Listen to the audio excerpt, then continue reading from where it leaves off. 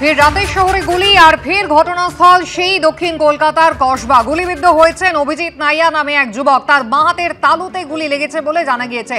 গতকাল রাতে বোসপুকুরের প্রান্তিক পল্লী এলাকায় গুলিবিদ্ধ হয়েছেন ওই যুবক। রাত 11টা নাগাদ তাকে রুবি জেনারেল হাসপাতালে নিয়ে আসা হয়। সরাসরি আমাদের প্রতিনিধি আবির দত্ত রয়েছেন আমাদের সঙ্গে। আবির, ঠিক কি কারণে গন্ডগোল, কিভাবে গুলি চললো, কতজন ঘটনাস্থলে ছিল, কি জানা যাচ্ছে এখনো পর্যন্ত?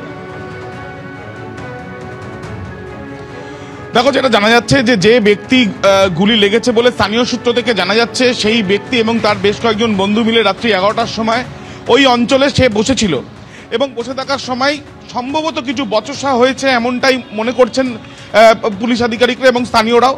এবং সেই বচসার জেরেই কিন্তু এই গুলি চলেছে বলে স্থানীয়দের তরফ থেকে জানানো হচ্ছে। যদিও এখনো পর্যন্ত পুলিশের তরফ থেকে সরকারিভাবে এই বিষয় নিয়ে কোনো বিবৃতি না দেওয়া হলেও যেটা জানা যাচ্ছে যে গুলি যে চালানো হয়েছে সেটা অনুমান করছেন স্থানীয় বাসিন্দারা এই কারণেই, কারণ শব্দও শোনা গিয়েছে এবং গুলির খোলও একটি পাওয়া গিয়েছে।